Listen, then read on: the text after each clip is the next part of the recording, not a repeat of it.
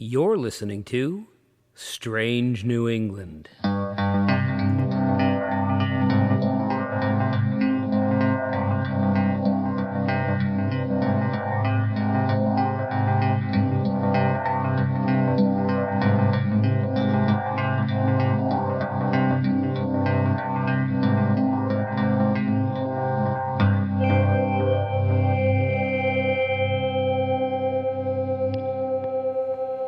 America's first ghost, the Machiasport haunting. The three men made their way down the lonely trail that skirted the fields outside of Machiasport, Maine. These hills were wide open and bare, but the trees in the distance belied a deep forest toward the west, and if they listened intently, they might have heard the waves in nearby Machias Bay. It was dusk, and the last light of the setting sun burned a bright red gash across the gray sky. One of the three was a skeptic, certain that the events which had been occurring for the past 6 years were nothing more than an elaborate hoax played out to fool the locals into believing that it was possible to speak with the dead. His mission was to stop this foolish dependence on chicanery and parlor tricks and get the people back to believing properly about the living and the dead. The other two had seen the spirit before, even had conversations with it, but that had been in the confines of the cellar of Captain Blaisdel and his family. They knew it was real. They were there as witnesses. Besides, this meeting was something else entirely, and none of the three knew how this rendezvous with the dead would turn out. The year was 1806. For the past 6 years, a ghost had been speaking from beyond the grave to hundreds of locals in the Machiasport area.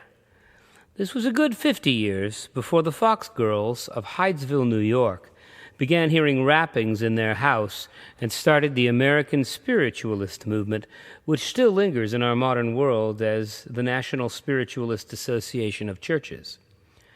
Situated on the edge of the new country, this out-of-the-way Maine hamlet would serve as the locale for the largest mass witnessing of a ghost in American history. Reverend Cummings, the skeptic, on his way to the rendezvous with the ghost, claimed that he had his doubts. What would happen on the edge of that barren field that night would change his world forever and help him prepare a new view of life after death that took the world by storm when the Fox girls popularized the idea of communicating with the dead more than half a century later. The Machiasport ghost has been called America's first ghost, but that would be stretching the truth. Certainly, the New World had its share of hauntings long before 1799. Native Americans have passed down their stories of spirits by the oral tradition for centuries. Folklorists can call upon hundreds of stories of hauntings and specters from each of the original 13 colonies. The difference between these hauntings and the Machiasport haunting is that they were old and based upon memory, whereas appearances of the ghost of the woman in the cellar could be dated and witnessed by dozens of living people.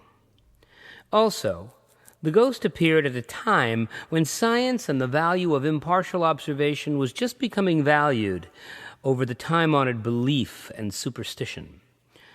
The other difference between this haunting and the others that came before it was that this ghost wanted to talk, and well over 200 people claimed to have heard her spoken words. Well over 100 also claimed to have seen her while she spoke.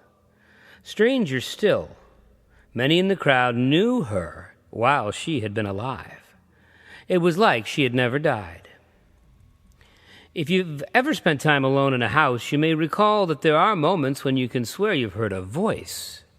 You can't really make out the words, and if you live in the city, it's easy to write it off as a conversation between two people walking outside as they pass your home. But if you live in the country, it's harder to find an explanation for such a sound. It can leave you with goosebumps and a sudden urge to get to the car and go for a long, long ride. Many people who claim to live in haunted houses describe experiences of hearing the mumbled sounds of people talking, but it's often faint and indistinct and comes and goes quickly.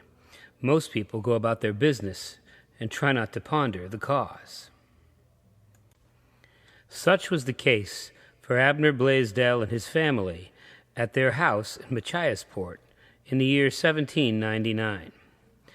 Blaisdel was a respected member of the community and a regular churchgoer. He wasn't one to fall for gimmicks and foolhardy ideas. But that didn't stop him and his family from being the one place in the community where the spirit decided to take up residence and begin talking. At first, the voice was quiet and almost not there. They weren't enough to spook the captain and his family, these sounds, merely enough to inconvenience them and bother them slightly. The sounds and noises went on for months. They got used to them. And then, on the cold day of January 2nd, 1800, the voice suddenly gained a more sophisticated manner of speaking. They could now distinctly hear words. Stranger still, the sound seemed to be coming from their cellar. The voice sounded like a woman's. With stout heart, Captain Blaisdel entered the cellar and listened. When he had heard enough, he asked the disembodied voice who she was. "I'm the dead wife of Captain George Butler, born Nelly Hooper," replied the voice, which has been described as shrill but mild and pleasant. Nelly Butler had indeed died a few years earlier at the tender age of 21. Captain Blaisdel was not a medium, yet he was able to clearly speak to someone who clearly wasn't physically there with him in the cellar. He knew both of the men whose names were mentioned by the spirit, and he also knew that neither of them would appreciate the idea that their dead beloved Nelly was back among them and able to talk. Her father, Dennis Hooper, lived only 6 miles down the road. Her widower, George, lived nearby as well. The voice requested an audience with the two men and asked Captain Blaisdel to send for them forthwith. When asked why she was in the cellar and not in the house above, the voice explained that, quote, "I don't want to frighten the children." There aren't many instances of the sudden appearances of spirits who can simply speak to the living. Today, when such ideas are contemplated, one thinks of this kind of communication as impossible, or at least impossible without the intercession of mediums, Ouija boards, trances, and seances. And yet, here was an instance of a simple man having a conversation with a dead woman he might have passed on the street merely a few years before. He reluctantly did as the spirit asked and sent for the two men. When they arrived, he sheepishly explained why he had summoned them in the dead of winter. Abner Blaisdel communicated to the pair that they'd been hearing things for about 6 months, and only recently had the sounds turned into a full-bodied human voice. Father and son-in-law listened, with what one can only imagine was trepidation and suspicion. But there was only one way to prove the otherwise stalwart Captain Blaisdel wrong and set this matter to rest. They'd have to go into the cellar and have a chat with their Nelly, or not. If they heard nothing, then that would be the end of that. When they emerged from the cellar, they were pale and wide-eyed. After asking the disembodied voice a series of questions that only Nelly Butler could have answered, they were convinced that this was indeed her spirit come back to commune with the living. She knew the answer to every question. Later, her father would write, "I believe it was her voice." A few days later, Abner's son came into the house visibly shaken, claiming that on the way home he'd seen a woman in white floating above the fields. Things escalated when the following day the voice in the cellar loudly accosted the son, asking him why he hadn't said hello to her when he saw her the night before. In such a small community, it didn't take long for word to get around that Captain Blaisdel had a ghost in his cellar who could talk to you. As the weather turned warmer and over the course of the next few years, scores of people visited the Blaisdel house and walked down the steps into the cellar to listen to Nelly Butler. And what did she talk about? She spoke of redemption, of righteousness, and she also gave predictions. She prophesied that her widower would marry a Blaisdel and that they would have a child soon after. She spoke of family matters to people she'd known in life and gave advice. She predicted correctly the death of at least 3 people. She took questions from the people and claimed to be neither a demon nor a witch. She's quoted to have said to a group of visitors, "Although my body is consumed and turned to dust, my soul is as much alive as before I left my body." She wasn't there to scare them, but to guide them. For a ghost, she seemed quite pleasant.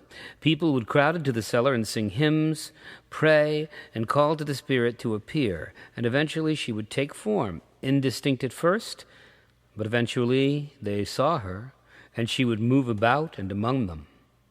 It was a religious experience for many of those involved, a deeply spiritual moment that impressed upon everyone in attendance that there was life after death, and that they did not need to doubt any longer. Then in May of 1800, in front of at least 20 witnesses, she took a step forward from wherever she resided and materialized in front of a crowd. She was wearing a shining white garment. One of those present wrote, quote, "At first the apparition was a mere mass of light, and then it grew into a personal form, about as tall as myself. The glow of the apparition had a constant tremulous motion. At last, the personal form became shapeless, expanded every way, and then vanished in a moment." Later, she made a request that her child be reburied with new rites, which was done, and those in attendance at the reinterment of the body claimed that she appeared there next to them at the graveside to share in the moment. But such association with the dead would not stand forever. The local townsfolk were becoming used to Nelly's presence, even visiting her on a regular basis, like they might call upon some old friend. There was one person in the town, however, who was determined that this must be an elaborate hoax, and he was bound and determined to prove it. The Reverend Abraham Cummings did not believe in ghosts. As far as he was concerned, the spirits of the dead didn't linger. They went to perdition or paradise and could not choose to stay. As far as he was concerned, the only living person who had ever died and returned to tell about it was quite familiar to him. The locals didn't need Nelly to prove the existence of a life after death when they had the Son of God. Cummings was an educated man, too, a graduate of Brown University in Providence, and a man who believed in progress instead of superstition. It was time to end this nonsense once and for all. And as an educated man, he would use the light of reason to shine in that dark cellar and end this series of events. He began by interviewing his parishioners, at least 27 of them, each one certain of the veracity of Nelly's existence. They all told the same story. A spirit had returned from the edge of life to tell them truths and guide them. That didn't deter Reverend Cummings. The time had come to take on the spirit head on. Although he had avoided meeting with Nelly because agreeing to do so would simply prove her existence to his parishioners, he set up a meeting of sorts away from the cellar and the prying eyes of the public. He asked her father and a friend to accompany him on a walk. Captain Blaisdel asked Nelly's spirit to meet the Reverend in the open in a field near the house, but away from the road. She agreed to a personal interview. In his book, Unbidden Guests, author William Oliver Stephen writes of the meeting. He gathered his information from Reverend Cummings' own writings. He writes, quote, "About 12 rods ahead of Reverend Cummings, there was a slight knoll where he could see a group of white rocks showing dimly against the dark turf. 2 or 3 minutes later, one of those white rocks had risen off the ground and had now taken the shape of a globe of light with a rosy tinge. As he went toward it, he kept an eye on it for fear it might disappear. But he hadn't gone more than 5 paces when the glowing mass flashed right to where he was and resolved itself into the shape of a woman, but small, the size of a child of 7. He thought, You're not tall enough for the woman who has been appearing among us." Immediately the figure expanded to normal size, and now she appeared glorious, with rays of light shining from her head all about and reaching to the ground. This was the last time anyone saw or heard from the spirit of Nelly Butler. Apparently her connection with the man of God was enough to finish her business, but it was only the beginning for Reverend Abraham Cummings. From that moment on, he was transformed. The greatest skeptic had become the greatest believer. Here was definite proof that life continued after death. This ghostly appearance only served to fuel the fire of the good Reverend's devotion to the precepts of the Christian religion. He left the Machiasport area and traveled widely, preaching about the life of the world to come as evidenced by the visitation he had witnessed. He recorded the incident in the book he published in 1826 entitled "Immortality Proved by the Testimony of Sense," in which is contemplated the doctrine of specters and the existence of a particular specter addressed to the candor of this enlightened age. When we consider that America became immersed in spiritualism and the idea of speaking with the dead as part of the mainstream, we know that Reverend Cummings was recalling a set of events that gave credence to this rather radical set of paranormal ideas that took America by storm. Spiritualist churches rose up seemingly overnight, and with the loss of so much life in the coming years as a result of the American Civil War, the stage was set for an entire nation of grieving people to seek communication with their dearly departed loved ones. Years later, in 1888, the founders of the spiritualist movement itself, the Fox sisters, would reject the idea of spiritualism, claiming that it all started as a hoax with an apple tied to a string, making raps on the floor. The Fox sisters eschewed their previous claims, calling the modern movement, quote, "an absolute falsehood from beginning to end, as the flimsiest of superstitions, the most wicked blasphemy known into the world." Though the sisters died soon after in abject poverty, the idea of mediumship and speaking to the dead gave them a comfortable income over the years.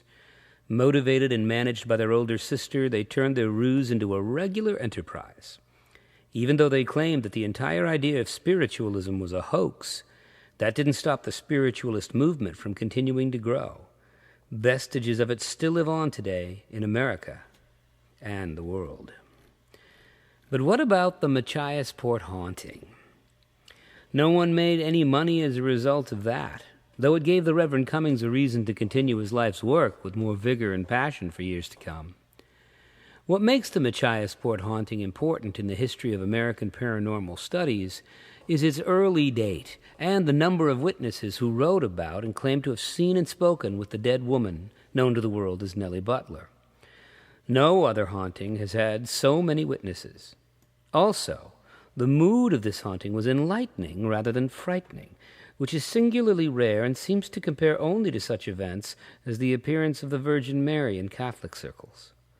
We can even make the claim that this was the very first documented haunting in the history of the United States as a country. Because these events took place in an earlier time, modern people might tend to think of them as slightly foolish, perhaps even as a kind of parlor fiction designed to entertain listeners on long, dark nights by the fireside. Whatever people heard and saw in that cellar in Machiasport in the year 1800 and beyond, they believed it was a ghost. These weren't people prone to flights of fancy. These people were the epitome of the Yankee hands-on, problem-solving, no-nonsense spirit, practical in every way. If the appearance of Nelly Butler's spirit was a fabrication created by the Blaisdel family, they must have been among the greatest charlatans ever to walk the earth or beyond to fool that population. The questions remain. Was this a ghost or a demonic intruder? Was this hope from heaven, or was this a lie perpetrated to lure believers into a false hope? How could such things be? You've been listening to Strange New England.